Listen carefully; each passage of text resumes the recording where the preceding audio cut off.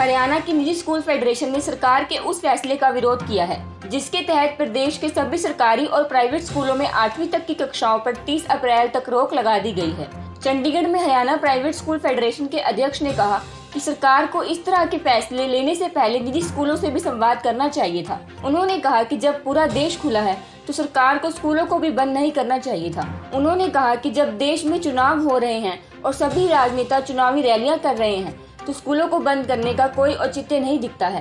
1 साल से ज्यादा पीरियड से स्कूल बंदी के दौर से गुजर रहे हैं। बाकी सभी व्यवसाय, सरकारी दफ्तर और चाहे आप दुकानें लें, मॉल लें, एयरलाइंस लें, बसेस लें, मतलब सभी संसाधन और जो व्यवसाय हैं वो खुले हुए हैं, पूरी तरह से खुले हुए हैं। सिर्फ स्कूलों के ऊपर दोबारा ये प्रतिबंध लगा दिया गया। जैसे अभी हरियाणा में कल से नाइट कर्फ्यू लगा, तो नाइट कर्फ्यू का मतलब कि दिन में काम होंगे और रात को नाइट कर्फ्यू की स्थिति रहेगी। और हमारे पे पूरा ही कर्फ्यू इम्पोज कर दिया गया, यानी कि स्कूल लॉकडाउन की स्थिति में। प्रदेश खुला है, देश खुला है, बंगाल में इलेक्शन हो रहे हैं, लाखों की उसमें जो है तादाद में लोग रैलियों में भाग ले रहे हैं, असम में भाग ले रहे हैं जो किसी से छुपा नहीं है। धार्मिक संस्थानों में भी जो है लोग पूरी संख्या के साथ जा रहे हैं। अभी कुंभ का भी आयोजन होने वाला है जिसको सरकार ने परमिशन दी। तो ये नन्हे मुन्ने बच्चों की शिक्षा ही जो है क्या इसकी वजह से ही कोरोना, क्या बच्चे कोरोना फैलाते हैं कि स्कूल बंद कर दिए जाए? तो सरकार ने पूछना ही उचित नहीं समझा, जिससे हमें बहुत ही आघात पहुंचा।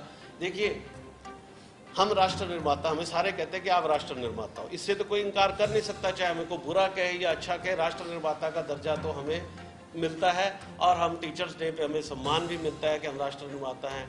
अन्नदाता कह रहे हैं कि जी हमें पूछा नहीं जा रहा, राष्ट्र निर्माता कह रहे हैं हमसे पूछा नहीं जा रहा।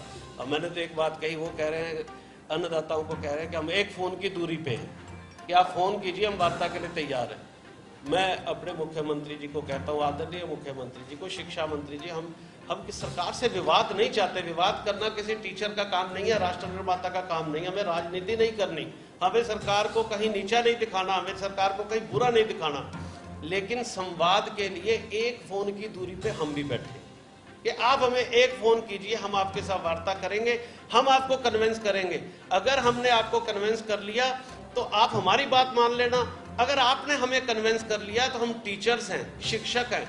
अगर हमें लॉजिकली आपकी बात सही लगी कि सुरक्षा के मद्देनजर ये फैसला उचित है तो हम सहर्ष उस फैसले को मानेंगे। लेकिन फैसले अगर थोपे जाएंगे और जनप्रतिनिधियों को नहीं पूछा जाएगा तो उस पर हमारा विरोध है। हमने कहा कि हम अपने स्कूल खुले रखेंगे,